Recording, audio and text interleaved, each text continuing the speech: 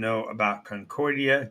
Next, we are going to be visiting the center of the known world, so to speak, the city at the hub of the realms, Eldrassar. And in keeping with this autumnal season and the equinox itself, King Agramon has declared the fall festival. It is roughly 2 or 3 weeks. We're not really sure specifically, as there has not yet been any signs of the double star rising. According to the weatherman, we should have had some kind of indication of the imminent arrival of Helios on our horizon. But for whatever reason, either their calculations are off, or there's been some perhaps catastrophic change in the iteration. But without having any evidence of the double stars rising, nonetheless, he's gone ahead and declared the beginning of the fall festival, as the sun did reach its central point on its passage at the stone artifice just outside of Eldrassar itself. More information will be available to you if you request it at NycosRPG.com and leave a message, and we'll do what we can to get you additional information about that. Now, the launch facility, which we touted last broadcast, has finally launched its first vessel, as the Middle Kingdom's ship MKS Implacable was dedicated and coronated this last week. The king himself did not make an appearance at the launch, but he did send the actual crown jewels to be used in the ritual. So with its announcement and its naming and its launch, the Middle Kingdoms have once again entered the airship arms race, if you will, that has been sort of launched by activities in several of the southern kingdoms, including the reaffirmation of Barbas of its fleet of airships. Additional note, Eldrassar will be the site of the 9th rehabilitation center being planned by the Priest Kings. This extensively well educated and worthy school of thought is at the center of the Order of Vales faith community, and this rehabilitation center will be utilized in order to bring to peace and to tranquility those troubled members of our culture and society that are most egregiously affected by the recent crime wave. And the people of Tenerife have been put on notice by the Priest Kings that they need to curtail and truncate their criminal businesses, but as yet there's no sign of any abatement there. Now, it is interesting to note that for some reason the Priest Kings have shown their dissatisfaction at the Nerf Herder confab that is also planned for early spring. So in the next 3 to 6 months, there should be more information about this meeting that is supposed to be held within the boundaries of the known kingdom of Eldrassar, and this has concerned the Priest Kings. So there have been several heated conversations between them that have been going on.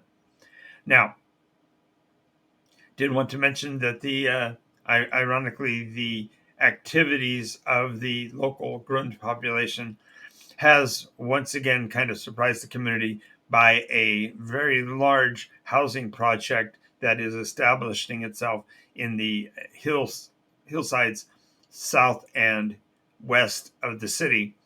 This housing project, Grundwork, has been confirmed and approved by the city council, and there is some suggestion that King Agramon may have authorized the use of national funds to create a rather extensive population center for providing free or at least reduced cost housing to human populations and mortals of the region.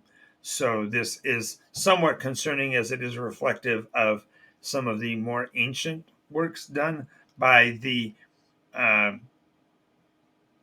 Everdark relatives, the Grimm, and the fact that the Grund may be involved with this is rather concerning. Now, because of the close proximity of the Inadaran forest to the Middle Kingdoms along its uh, Gilder border, the so-called Elf Fee, which is rather an indecorous term for our Eldrin brethren, has now been officially challenged in open court. The score in the open court conflict is 6-3, 6-2, 6-1 in favor of uh, the governmental agents, although this has now been challenged on the basis that the uh, Koramite Golians that have been called in seemingly as consultants were actually entering actively into the court. So there may be some cases of foul play, and we will bring you more as the story goes along. Now, the guilds of Eldrassar are concerned with the amount of jobs that are being taken over by new influx, particularly of the sect gen that have been moving north following the accusations made against Draconium, and has uh, doubled its offers concerning people for their select jobs that they wish to fill with a mortal population. So if you are of a mortal descent and are willing to look into it, the guilds are offering premiums for your occupations within the city.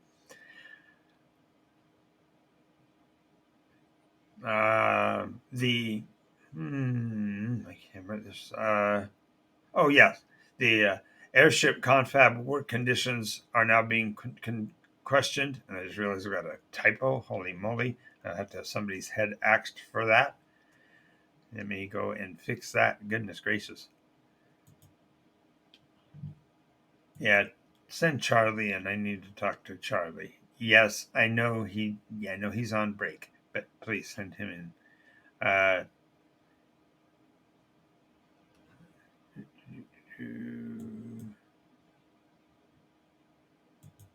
There it is.